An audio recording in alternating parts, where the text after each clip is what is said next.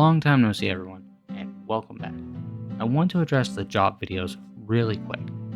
I feel that most Final Fantasy players will understand the jobs.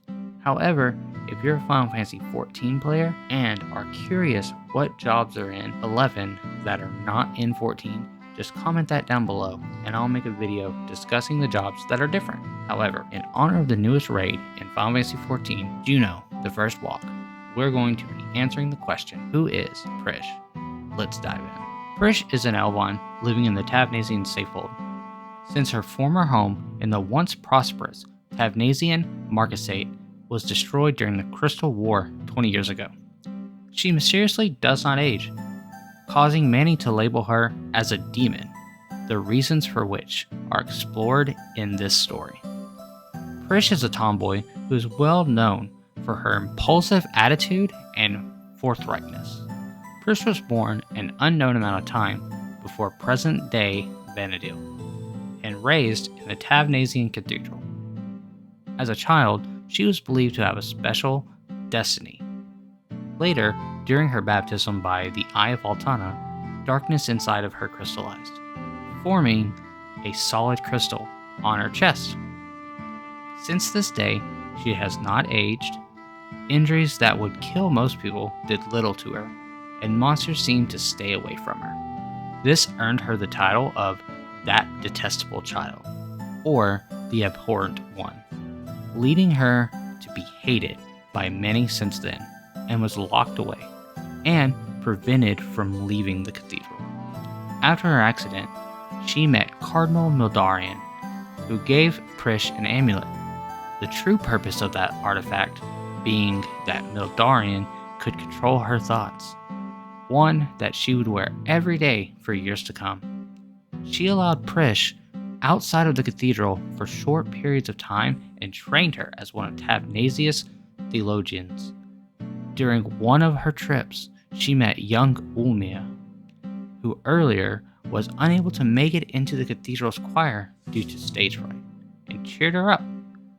Later, during the fall of Tavnasia, during the Crystal War, Prishe helped many people escape the city's ruin to what would later be known as Tavnasian Safehold. During the next 20 years, she would protect the Safehold from beastmen who were on the island, and gradually people forgot about her as the abhorrent one. During the course of the Chains of Promethea, Prishe spends most of her time on her own, often going ahead of the adventurer to accomplish various goals such as finding an airship to go back home, or running away from the Sin Hunters, who want to capture her because of her connection to the Cardinal, who, at that time, is a controversial figure, and her magicite. While wandering Sandoria, she is attacked and her amulet is stolen. Unconscious, her dream self is transported to the realm of Diablos, and here she encounters Celtius, and learns about the Keeper of the Apocalypse, a person who will usher in Promethea into Vana'diel so that he could destroy it.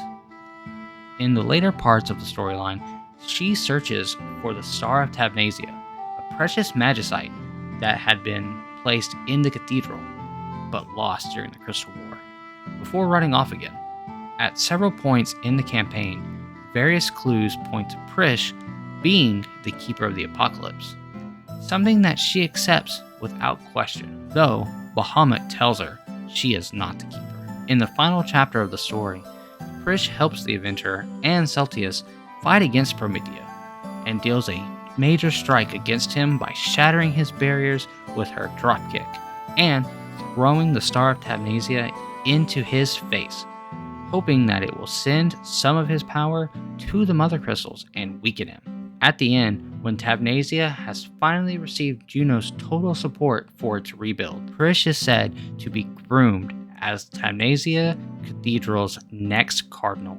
But, still rowdy as ever, she often slacks off from her training and runs off from her workouts, as she puts it, which she spends looking over the Safehold from nearby hills. She tells the adventurer her views of eternal life just before the crystal in her chest vanishes, making her mortal again.